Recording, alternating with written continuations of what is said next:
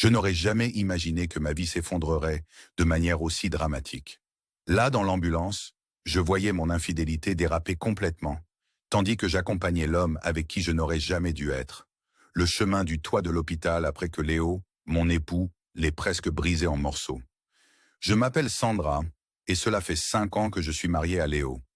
Nous avons construit notre vie à Détroit, Michigan. Mais il y a 2 semaines, tout a basculé. Jamais je n'avais découvert cette facette violente de lui, et l'idée de devoir un jour me confronter à lui pour supplier son pardon me glace le sang. Notre union avait débuté dans un amour profond, un respect mutuel et une véritable amitié. Léo et moi avions traversé tant d'épreuves ensemble que nous pensions être incassables. Pourtant, avec le temps, le lien s'est effiloché. Nous avons 2 enfants, un garçon et une fille, qui ne vivent plus avec aucun de nous. La situation devenue toxique a même poussé nos parents à intervenir, ordonnant que les enfants soient tenus à l'écart. Décision qui a fait exploser Léo, tandis que moi, je sentais que je n'étais pas émotionnellement capable de m'en occuper pour l'instant. Les fissures de notre relation se sont élargies après la naissance de notre second enfant il y a 2 ans. Jour après jour, des disputes enflammées éclataient à cause de mes insécurités concernant le travail de Léo. Aussi puéril que cela puisse paraître, je ne supportais pas de le voir partir travailler aux côtés de femmes intelligentes et séduisantes, avivant ainsi en moi un sentiment grandissant d'inadéquation.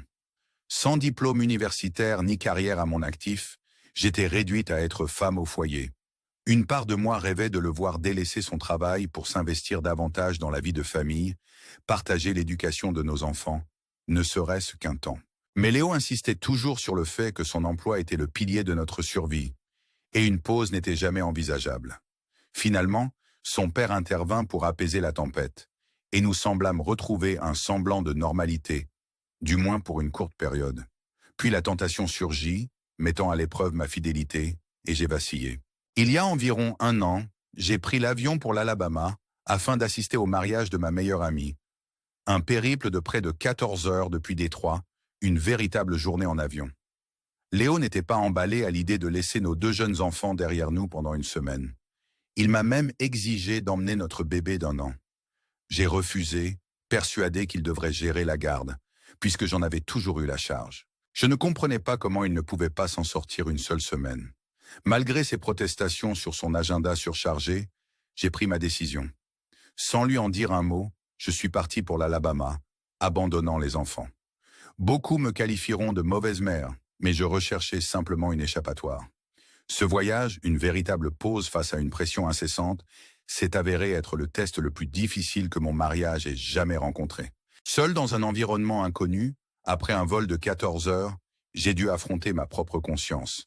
Et comme le destin l'avait voulu, je n'étais pas préparé à ce qui m'attendait. Je n'ai jamais prétendu être une sainte, et la réalité m'a frappé dès l'instant où j'ai vu ces hommes séduisants errer autour de moi.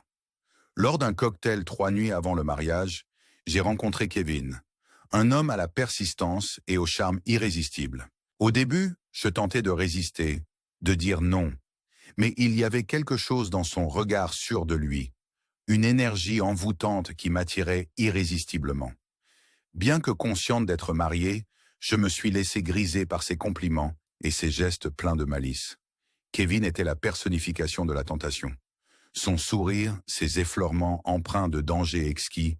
En quelques instants, j'ai cédé à l'attrait. J'ai sciemment trahi Léo. Je ne peux rejeter l'entière responsabilité sur Kevin. Mon propre désir m'a mené à cette dérive.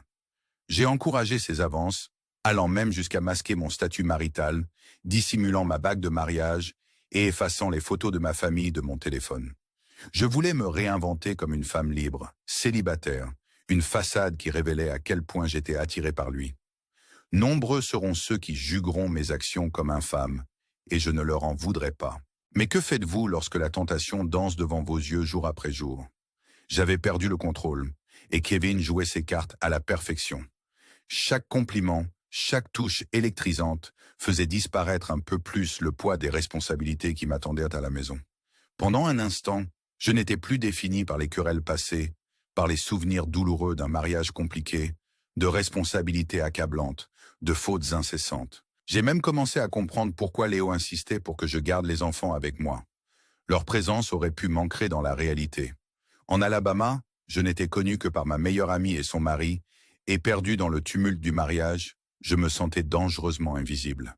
Ce cocktail devint rapidement le théâtre d'un jeu de regards et de murmures complices qui dépassèrent largement la simple conversation. Kevin murmurait à mon oreille des mots doux qui me faisaient rire comme une adolescente.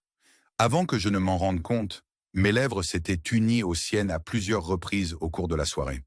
J'étais pleinement consciente des risques, et pourtant, lorsqu'il m'invita dans sa chambre, je n'ai pas résisté. Nous avons parlé pendant des heures, et ses compliments comblaient le vide de mon cœur, me qualifiant de la plus belle femme qu'il ait jamais vue. D'ordinaire, de tels mots ne m'affecteraient pas, mais cette nuit vulnérable et insouciante me fit tout abandonner. Et alors, les baisers se transformèrent en une passion dévorante, jusqu'à ce que je perde tout contrôle. Le lendemain matin, je me suis retrouvé enveloppé dans la torpeur du lendemain, partageant une douche sans pudeur avec lui, prenant le petit déjeuner dans sa chambre d'hôtel et passant toute la journée à savourer son attention. J'ai même annulé un brunch important avec ma meilleure amie, car rien ne comptait autant que l'ivresse du moment. L'idée de revenir à la réalité, faire face à Léo, aux enfants, à une culpabilité inéluctable, m'était insupportable. Pourtant, la culpabilité était trop faible pour m'arracher à cette ivresse. Les jours se succédaient, de l'hôtel à sa chambre, l'affaire se renforçait. Pendant cette semaine, je me suis comporté en épouse d'un homme que je connaissais à peine avant mon envol pour l'Alabama. Le dernier jour, Kevin me promit de me rendre visite à Détroit dès que possible. Bien qu'il évoquât ses origines dans la ville et la présence de sa famille, je perçus en cette promesse un avertissement sourd. Au fond de moi, je savais que si nos chemins se recroisaient, cette attraction dangereuse pourrait tout faire basculer dans le chaos que je tentais d'enterrer. J'ai été contrainte de garder cette liaison aussi secrète que possible, de peur que ni Kevin ni Léo ne découvrent l'écheveau embrouillé que j'avais tissé. Mais le karma, fidèle à son cours, prépara ses coups. Lorsque l'inévitable se produisit, la réunion de Kevin et Léo aboutit à des os brisés dans une violence inouïe. Mon calvaire prit une dimension inouïe. Avant cet affrontement brutal, en réalité, une série d'événements troublants se déroulait en parallèle. Léo n'était pas totalement dans l'ignorance de mes agissements. Dès mon retour d'Alabama, ses yeux se posèrent sur moi, examinant chacun de mes gestes comme un faucon scrutant sa proie. Dans la vie, on apprend que ceux qui ont quelque chose à cacher se donnent souvent trop de mal pour paraître normaux. C'est exactement ce que j'ai fait, offrant à Léo le prétexte de soupçons terribles. Pour une femme mariée qui n'avait jamais connu l'infidélité, le moindre faux pas devenait étouffant. Léo n'est pas un homme que l'on peut facilement duper. Sa confiance naturelle et son intuition aiguisée se manifestèrent dès le début, surtout lorsqu'il remarqua que j'étais parti pour l'Alabama sans emmener notre fille, une offense qui le blessa profondément. J'avais quitté la maison dans l'obscurité de la nuit, avant même que Léo ne se réveille, un départ qui témoignait d'un manque de respect indescriptible. Mon retour marqua le début d'une tension insupportable à la maison. La fureur de Léo éclata dès qu'il me confronta à mon départ secret.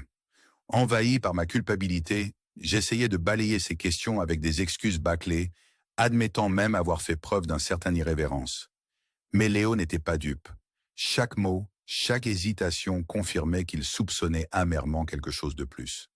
Au fond de moi, j'étais consciente de sa justesse, et pourtant, je n'arrivais pas à avouer la trahison complète que j'avais orchestrée. Alors, je me contentais de lasser des détours et de feindre la normalité, espérant que le temps finirait par éroder ses doutes. Je replongeais dans mes routines de femme au foyer, prétendant que tout allait bien, alors que chaque silence chargé entre nous résonnait comme une accusation muette. Pendant quelques semaines fugaces, il sembla que la tempête se soit apaisée et que la normale reprenne ses droits. J'essayais d'oublier Kevin et ses nuits insouciantes en Alabama. Mais ce calme fut brisé lorsque Léo réapparut avec une nouvelle qui me glaça le sang. Kevin se trouvait désormais à Détroit. L'idée même de le savoir dans la même ville éveilla en moi une panique irrésistible. Il n'y avait ni excitation ni désir, seulement une terreur oppressante. Je savais pertinemment qu'il était synonyme de chaos et qu'un simple rendez-vous dans cette ville risquait de tout faire voler en éclats. Bien que ma raison me mettait en garde, sa persistance finit par me convaincre d'un déjeuner impromptu. Ce déjeuner fut une véritable scène d'embarras. Dès l'instant où Kevin fit son entrée, j'eus le sentiment d'être plongé dans un abîme sans retour. Pendant le repas, il ne pouvait s'empêcher de poser ses mains sur moi, alors même que nous étions entourés de regards curieux dans un restaurant animé. Chaque coup d'œil autour de moi se faisait l'écho d'une prière silencieuse pour que personne de connu ne me voie. Indifférent au cadre public, Kevin poursuivait ses avances avec une insistance déconcertante. Après le déjeuner, je dus presser le pas pour rentrer préparer le dîner de Léo et aller chercher les enfants à l'école. Mon cœur battait la chamade à la simple idée d'être découverte, chaque minute s'écoulant dans une angoisse calculée, bien que je prisse du retard. Lorsque Léo franchit enfin le seuil, son regard incarnait la tempête imminente. Sans perdre une seconde, il demanda si j'étais sorti ce jour-là. Je fus prise au dépourvu, n'ayant mentionné aucun rendez-vous. Sa colère monta en flèche lorsqu'il me reprocha d'avoir fait attendre les enfants à l'école pendant près d'une heure. Ce fut le moment où je compris que tout était dévoilé. Je m'embrouillais dans d'insuffisantes explications sur une rupture à la caisse d'un supermarché, une excuse fragile qui ne tiendrait que temporairement. J'avais sérieusement sous-estimé sa détermination à découvrir la vérité. Puis, comme si le destin ne se montrait pas assez cruel, Kevin m'appela à nouveau, me conviant cette fois à dîner. Mon instinct me criait l'alerte, mais avant que je ne puisse résister, la tentation me poussa à accepter un rendez-vous nocturne. Sortir de la maison cette nuit-là fut une épreuve de nervosité. J'attendis que les enfants soient endormis et que Léo se retire paisiblement, manœuvrant chaque seconde avec une minutie presque chirurgicale. Une fois son sommeil assuré, je me glissai dehors pour retrouver Kevin qui avait déjà organisé un rendez-vous dans un hôtel proche. J'insistais sur le fait que je ne pouvais pas rester la nuit, mais Kevin insista pour prolonger notre moment ensemble. À chaque rencontre, ma raison semblait s'évaporer, jusqu'à cette fatidique nuit où mes décisions irréfléchies m'emmenèrent dans une situation dont je ne pouvais plus me défaire. Je flirtais ouvertement, embrassais passionnément en public, me persuadant que du fait que Léo dormait, tout était permis, jusqu'au moment où, le lendemain matin, mon cœur s'arrêta presque de battre. Devant ma porte, mes affaires, vêtements, chaussures, effets personnels, étaient éparpillés, exposés au regard du monde entier. Le pire cauchemar de toute femme se matérialisait devant mes yeux. Dans un état de panique absolue, je me forçais à rentrer pour découvrir une scène encore plus douloureuse. Les parents de Léo et les miens se tenaient dans le salon, figés par l'incompréhension. Je fus littéralement prise de court. Pas un instant avant que Léo ne sorte son téléphone pour me montrer une vidéo accablante. Celle où j'étais en train d'embrasser passionnément Kevin dans un restaurant d'hôtel la nuit précédente. Je restais figé, incapable de prononcer le moindre mot face à la vérité évidente. Puis, comme dans un rêve trop cruel pour être réel, nos parents commencèrent à se disputer en plein salon au sujet de la garde des enfants. Tout s'écroula si rapidement que j'eus peine à assimiler la trahison et le chaos qui s'ensuivirent. Dans un tourbillon de confusion, ma propre mère m'attrapa par les cheveux et me traîna dehors, chaque mot débordant de déception et de colère. Je restais sans voix, paralysé par le choc d'avoir été, malgré tous mes efforts pour demeurer discrète, démasquée. Le lendemain, désespéré et isolé, j'ai appelé Kevin pour lui tout avouer. La vérité sur l'effritement de mon mariage et sur la manière dont Léo m'avait rejeté. La réaction de Kevin fut un tourbillon de colère mêlé d'indifférence. Bien qu'il soit contrarié par ma tromperie, il se contenta de balayer mes remords en évoquant ses propres problèmes de couple, rendant ainsi mon infidélité presque insignifiante. Lorsque je lui demandai si je pouvais revenir en Alabama, il refusa catégoriquement, préférant affronter lui-même Léo pour obtenir des explications. Ce fut alors que je compris que je frôlais le précipice, sans imaginer encore les conséquences catastrophiques qui m'attendaient. Avant même d'avoir pleinement saisi ce qui se tramait, Kevin m'incita à l'emmener chez Léo. Une fois arrivé, Kevin frappa à la porte de façon insistante, jusqu'à ce que Léo finisse par l'ouvrir. À la vue de moi, planté là aux côtés de Kevin, Léo comprit immédiatement pourquoi nous étions venus. Dans un élan pour afficher sa domination, Kevin haussa la voix en lançant « Comment oses-tu mettre dehors la mère de tes enfants comme ça ?» Même mes oreilles en furent douloureusement touchées. Léo, stoïque et glacé, tenta de refermer la porte derrière nous, mais Kevin l'en empêcha farouchement en réitérant « Je te demande des explications ». Ce qui s'ensuivit sembla irréel. En un éclair, Léo saisit Kevin par l'épaule, enfonça violemment ses genoux dans son ventre, puis asséna un coup de poing dévastateur au visage. Tout se mélangeait en un flou insoutenable. Les cris déchirants de Kevin, les sons malsains de ses blessures, tandis que la colère de Léo surpassait de loin toute résistance possible. Ce n'est qu'en voyant le sang couler abondamment de la blessure de Kevin que j'ai tenté d'intervenir, me jetant entre eux pour les séparer. Ce fut une erreur fatale. Léo me repoussa d'un geste brutal, me plongeant au sol tandis que la fureur semblait avoir pris le contrôle absolu de sa raison. Consciente que la raison n'avait plus aucune emprise, je m'échappai précipitamment à la recherche d'aide, le cœur battant la chamade dans une panique totale. Un homme intervint finalement, parvenant à séparer Léo de Kevin, qui n'était plus qu'une ombre vacillante de lui-même. Tremblante, j'ai composé le numéro d'ambulance, peinant à croire que j'avais accompagné mon amant à l'hôpital après que Léo l'eût brutalement laissé avec des os brisés. Et pour ajouter l'insulte à l'injure, Kevin, au lieu d'assumer ses responsabilités, me traita publiquement avec mépris. Il me repoussa sans ménagement, me réduisant à néant et me contraignant à payer ses frais d'hôpital. Il bloqua ensuite mon numéro, jurant que je ne le recontacterais jamais, et menaça même d'engager des poursuites contre moi et Léo si je ne renflouais pas ses dépenses médicales. Je me souviens m'être juré que viendrait le jour où je supplierais Léo de me pardonner, peut-être même m'adresserai aux parents pour une réconciliation. Mais ce rêve se fracassa au même instant que ma vie elle-même. Léo a désormais engagé une procédure de divorce, et tout espoir de pardon semble inexistant. Il révéla à nos parents l'audace dont j'avais fait preuve en invitant mon amant dans notre foyer, un secret que j'avais tant peiné à dissimuler. La déception et la honte de nos familles furent insupportables, et ils exigèrent que je quitte immédiatement le domicile. Avec toutes mes économies englouties par les factures d'hôpital de Kevin, je me suis retrouvé démuni et isolé, tourmenté par la certitude que Kevin m'avait complètement abandonné. Chaque fois que je sors, le poids de cette humiliation me rappelle le souvenir vif du chaos et de la bagarre dévastatrice qui s'est déroulée ce jour-là. Je me noie littéralement dans la honte. Comme si la vie ne pouvait être encore plus cruelle, je me retrouve aujourd'hui au cœur d'un divorce amer et d'une bataille acharnée pour la garde des enfants.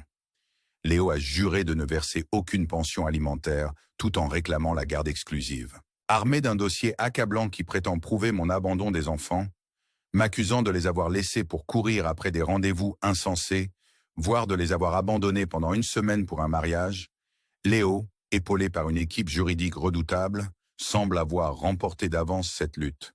N'est-ce pas là une punition assez implacable?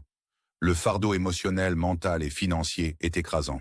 Défaite après défaite, quand le tribunal a finalement statué en faveur de Léo, en lui confiant la garde exclusive, mon monde s'est effondré.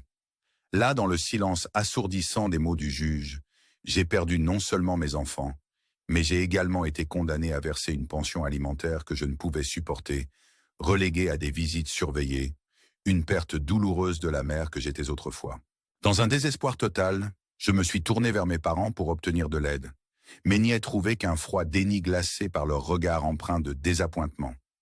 Ma propre mère, incapable de me regarder en face, me rappela que j'avais choisi cette voie et que je devais en assumer les conséquences.